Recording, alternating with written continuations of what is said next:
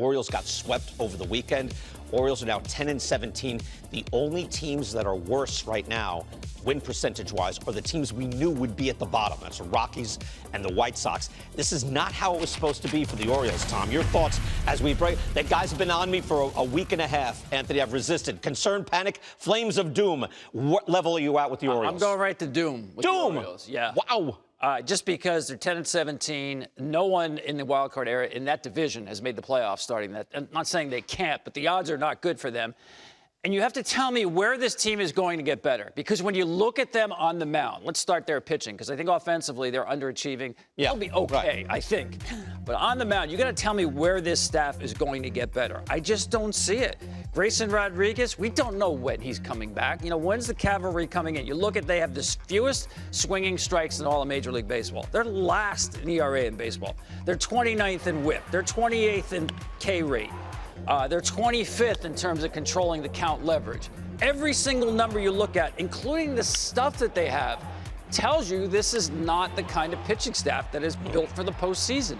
And by the way, we know they brought the wall in left field at Kevin Yards. The OPS right-handed hitters in that ballpark, small sample size, is 100 points higher already this year.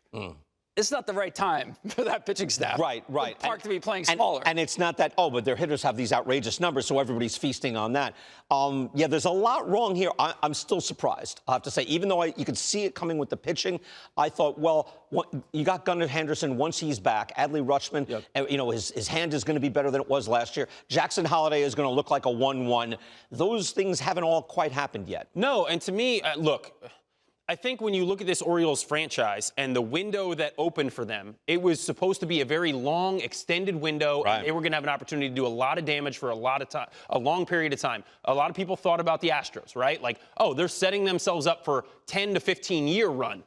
I'm not saying it's over, but I will say going into this season, I was already down on the organization and the direction they were headed because of the moves they didn't make with their pitching, and thinking, well, you're already shortening your window on the front side. What is it going to look like on the back end? Some of the moves that they made last year, some of the trades that they made were questionable, sending a lot of offensive talent away for guys with minimal upside from a pitching standpoint. And now you've put yourself in a situation where I don't really see a great window or an easy climb out of this. And so to me, I think it's a little bit of a failure from a front office perspective to try to generate the longest window you possibly can. So when you look at concern, panic, I was already a little bit hesitant on this team anyway. Are you concerned? I'm going to say doom too, because I didn't like them in the beginning. I didn't love them in the beginning of the year. I didn't get to say it on air, but I had several conversations with people saying, I don't think the Orioles are a playoff team.